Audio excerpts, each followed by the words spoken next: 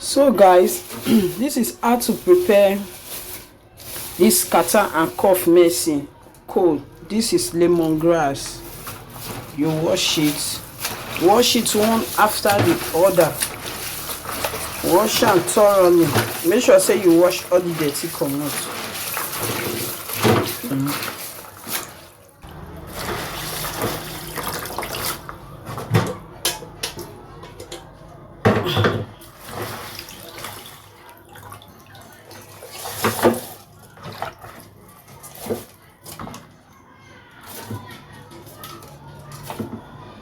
So now the scent leaf, you wash am very well. You know they comot anything, so you go take wash am.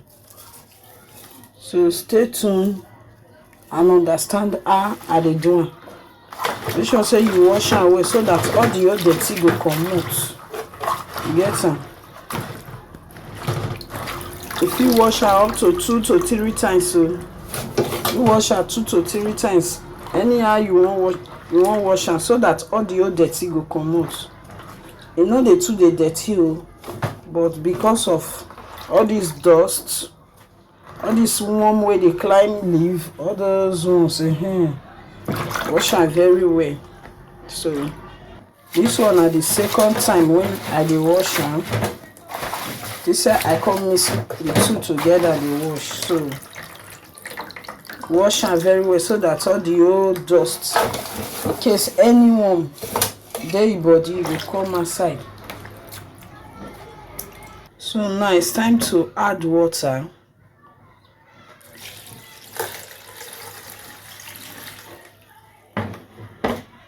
You go put water wey go cover am reach up. You get am?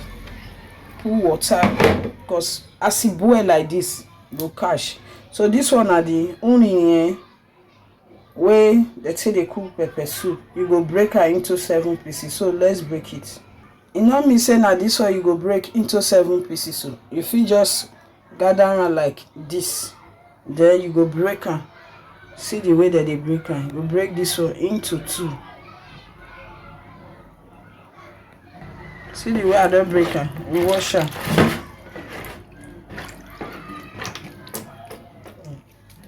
Add am inside. E dey very easy to prepare.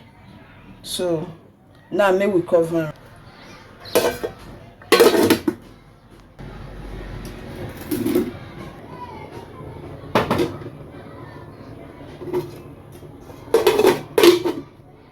Go leave am to boil for 15 minutes. So it's time for us to open it.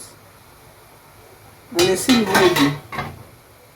Allow am boil like this. Like this now, it's all ready to drink. So make we drop am from fire. Now we don't drop am for fire. Make we collect cup to take serve am. See how the water be? Now like this. So make we leave am to cool before we drink it. So guys, let's touch whether it don't cool down. So don't cool down, so it's time for us to drink it. This is our tea.